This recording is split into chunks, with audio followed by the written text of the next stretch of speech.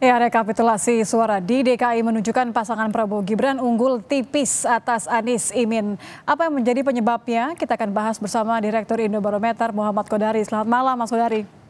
Selamat malam, Mutia. Mas Kodari, kalau kita lihat Ya, Prabowo ini kan selisihnya ya 38.243 suara. Ini selain saya ingin tanya seberapa kaget atau seberapa wajar menurut Anda, ini beda tipisnya karena memang mesin partainya bergerak begitu bagi Gerindra begitu ya, atau karena popularitas Anies yang ternyata bergeser ke Prabowo?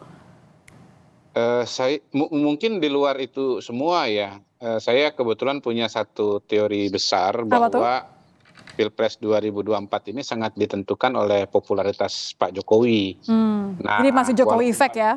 iya, Jokowi effect. Jadi walaupun Pak Jokowi tidak ikut bertarung langsung, tidak berada di surat suara, tapi sesungguhnya pilihan masyarakat terhadap tiga calon presiden wakil presiden itu sangat dipengaruhi oleh persepsi kedekatan ketiga calon tersebut kepada di mata masyarakat Indonesia. Jadi calon yang paling dekat dengan Pak Jokowi yaitu 02 Prabowo Gibran itu mendapatkan suara yang paling tinggi ya, karena tingkat kepuasan kepada Pak Jokowi secara nasional itu 80%.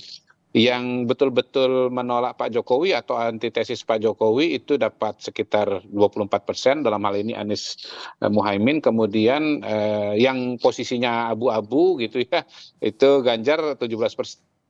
Nah, ini ada variasi tergantung daerah ya, Mhm. tergantung daerah, termasuk misalnya di DKI Jakarta.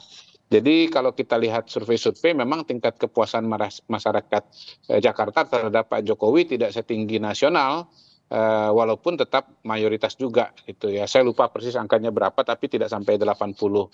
Mungkin barangkali sekitar 70-an% lah, Mhm. kira-kira begitu. Nah, Jadi di sisi yang kalaupun, lain, maaf saya potong Mas Kodari, kalaupun Anies ya, punya yang dianggap harusnya punya modal mm, kuat karena sudah jadi gubernur mm, DKI mm, 2017, terus kemudian juga mm, PKS juga paling tinggi ya, betul, ya, DPRD pileknya kuat ya, begitu. Ini ya. modalnya tetap tidak mampu untuk menjadi faktor krusial menang lawan Betul, Prabowo. betul, betul. Untuk perbandingan kita bisa bandingkan dengan Provinsi Jawa Tengah ya, di mana Mas Ganjar menjadi gubernur bahkan 2 periode. Dan itu wilayah dikenal sebagai kandang banteng atau Mhm. basis PDI Perjuangan. Di Jawa Tengah kalahnya malah lebih telak lagi. Ganjar Mahfud sebagai petahana gubernur dibandingkan dengan Prabowo Gibran. Di Jawa Tengah itu Prabowo Gibrannya 53%, kemudian Ganjar Mahfudnya 34%.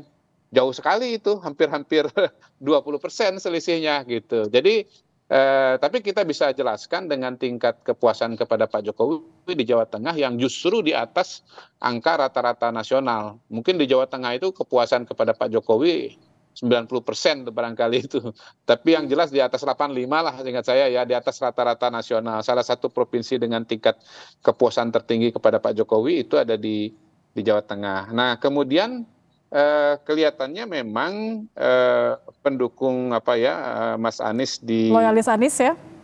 di DKI ini mungkin bloknya itu agak lebih besar sedikit dibandingkan dengan Mas Ganjar di Hmm. Jawa Tengah. Mas Ganjar kan hanya dapat 34%, sementara Mas Anies masih bisa dapat sekitar 41% ya, Ya, beda di tipis dengan Prabowo pusat, Gibran. selatan, dan timur ini Betul, masih betul, unggul ya? betul.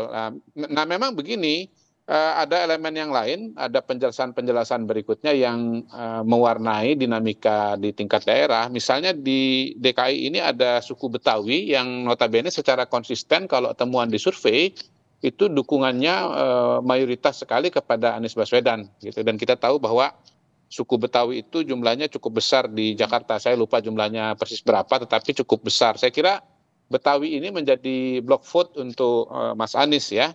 Nah, kalau di Jawa Tengah, block vote semacam ini tidak terjadi untuk Mas Ganjar ya.